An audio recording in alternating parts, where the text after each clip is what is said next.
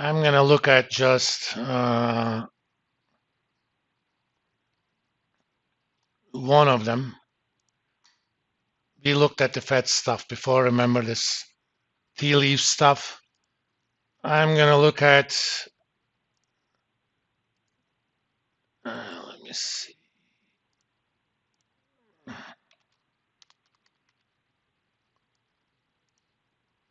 The accumulated stuff that would have happened until the July meeting.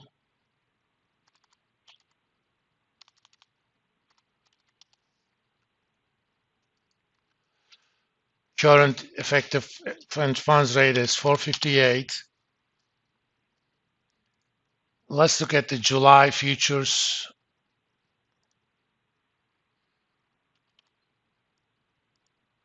Before and after SVB collapse.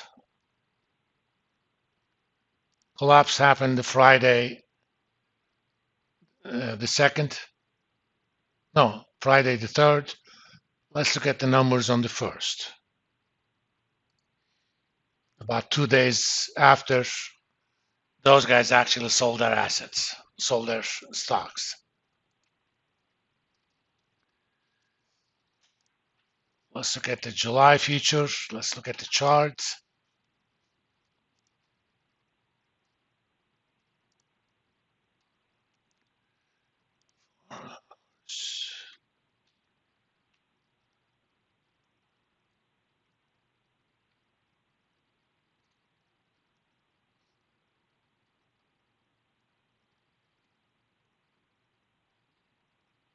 Okay, close of business.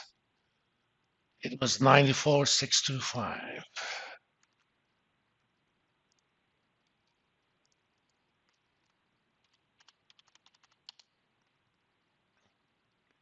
Too low.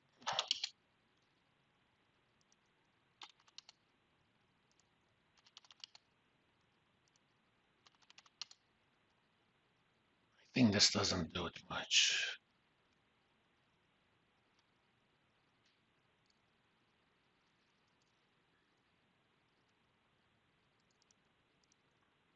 I'm doing something wrong.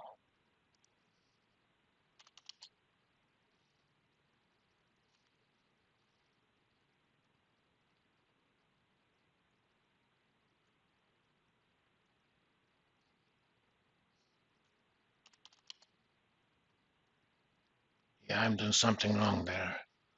Let's look at just the March one.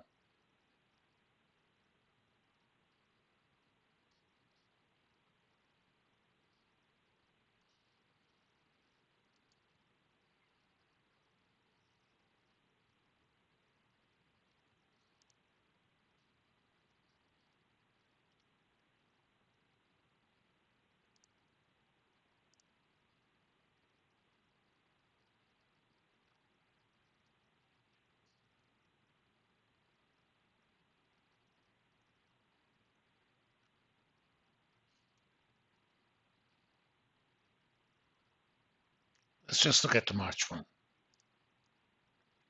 It's a bit clearer.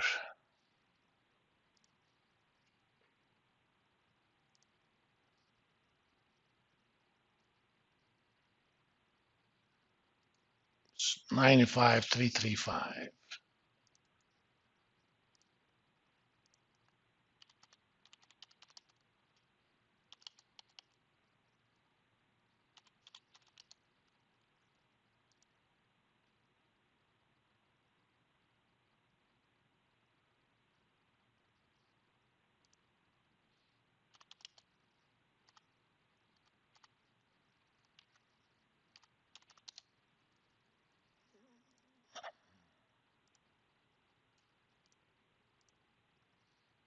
Market basically was pricing a minimum 25% move.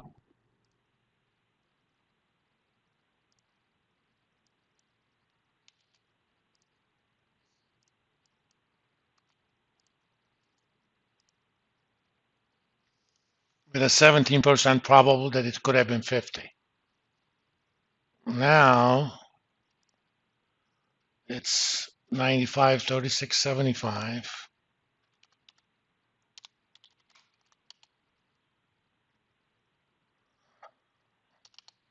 Now it's at most 25, and the chances of at 25 is not even 100%.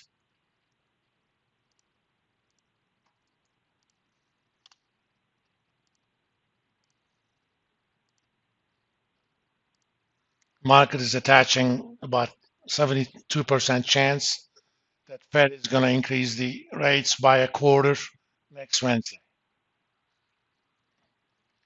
Another way to look at numbers, there is no meeting in August.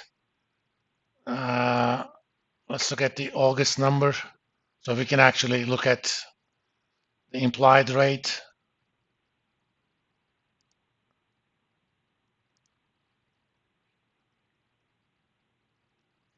On March 1st, 94,555.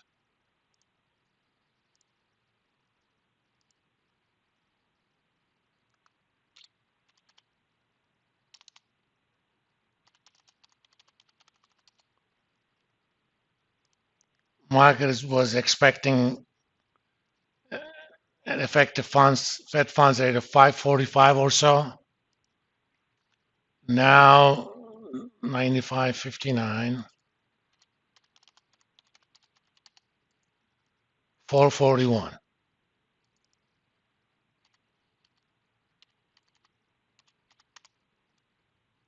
So net, the collapse of SVB and Signature Bank forced the market to revise their expectation of where the Fed funds rate was going to be after the July meeting. That's about by 100 basis points.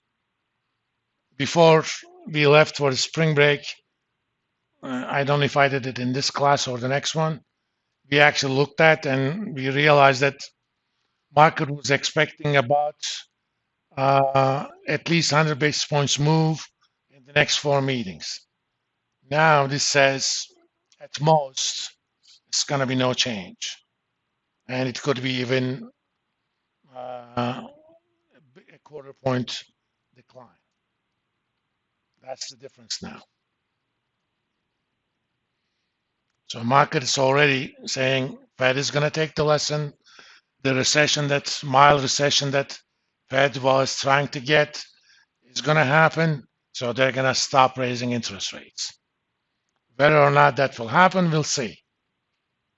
I mean, in 2 days, market saying it's going to be another 25, and that'll be it. And we may see a reduction in June or July meetings. That's kind of the way market's looking at it. All because the threshold for banks important for the system was raised to 250.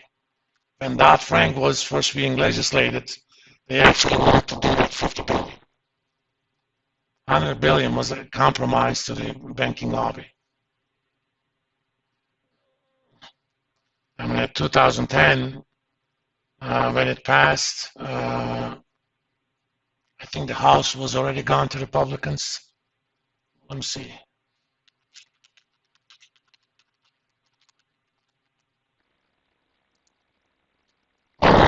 Just, okay. The new Congress had not come in yet. House was Democrat, and they had an almost filibuster-proof majority. In the Senate, despite that, they could not pass what they wanted. Because banking lobby is very strong.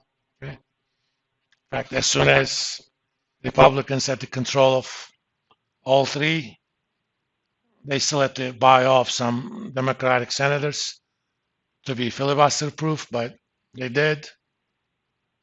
And they passed, and reduction limit went down to 250. Now we're seeing the consequences of that. I mean, with all due respect to former occupant of the White House, I never ever called him president, but that's my political bias. It's not about wokeness. And there is nothing woke about one very large bank lending a lot of money to Silicon Valley and getting their deposits. It wasn't because of mortgages or anything. And let's also see what happened to mortgage rates right after the collapse of SVB.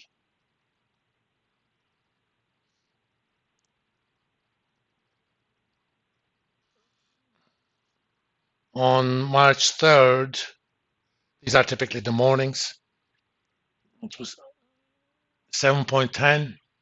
These are mortgage rates for excellent credit, national average. It went as low as 654. Now it's going to climb back up. There's definitely going to be two major effects in terms of bank behavior. A, they're going to increase the share of liquid deposits. And B, they're not going to be as willing to lend at the to lend for mortgages. It's 30 years, and more than likely, the maturity of the liquid assets will actually come down to minimize the interest rate risk as well. And all of these is going to contribute to a mild recession, and there's going to be a significant downturn in the housing market. I mean, even at 7%, that's pretty high. And let's look at all time. It's available since 2009. We are already at almost 25-year high or 15-year high on mortgage rates. And there's going to be significant issues. So if you're planning to buy a house now, I recommend that you wait a little. A, mortgages are not going to be available that easily. And B, mortgage rates may even go higher.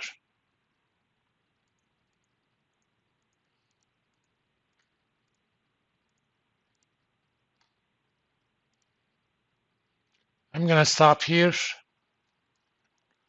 On Wednesday, let me see what we were planning.